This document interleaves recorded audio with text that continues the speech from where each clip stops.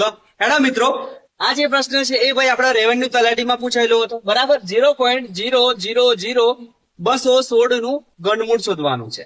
તો આના માટે પણ આપણી જોડે એક શોર્ટકટ છે, બરાબર. સૌથી પહેલા અહીંયા જે સંખ્યાઓ આપેલી હોય એનું આપણે ઘનમૂળ શોધી લેવાનું, બરાબર. એનું ઘનમૂળ અહીંયા તમને ઓપ્શનમાં બધી જગ્યાએ 6 દેખાય છે, તો 6 જ હશે ભાઈ, બરાબર. જો ના હોય તો ઘનમૂળ એટલે ભાઈ એકની એક સંખ્યાનો 3 વડે તમે ગુણાકાર કરો 3 વખત તો તમને ઘનમૂળ મળી જાય. તો 6 36, 36 ગુણ્યા 6 કરો તો 216. તો આટલું તો ખબર પડી ભાઈ 216 નું ઘનમૂળ 6 થાય. હવે એની શોર્ટકટ અહીંયા પોઈન્ટ પછી કેટલા અંક મૂકવાના એ જોઈ લો. તો અહીંયા પહેલા ગણી લો ભાઈ પોઈન્ટ પછી કેટલા અંક છે, તો 1 2 3 4 5 અને 6.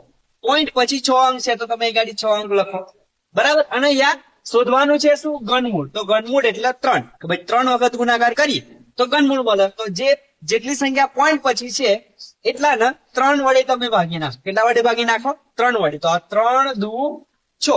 તો ભાઈ અહીંયા જે જવાબ આવ્યો એટલા અંક આપણે પોઈન્ટ પછી જોઈએ. શું જોઈએ, પોઈન્ટ પછી 2 અંક જોઈએ. કેટલા અંક જોઈએ, 2 અંક. તો અહીંયા તો 1 છે જ, બરાબર. 216 નું વર્ગમૂળ આપણે ઘનમૂળ તો 6 છે જ.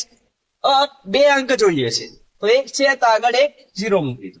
1 અને 2 થઈ ગયા તો આગળ મૂકી દો પોઈન્ટ અને આગળ 0. તો 0.06 આપણો સાચો જવાબ, બરાબર. તો સરસ મજાનું આવી ગણિતની શોર્ટકટ શીખવા મને એટલે ભાઈ એમાં છે ફોલો કરો અને તમારા મિત્રોને શેર કરવાનું ભૂલતા ના. Thank you.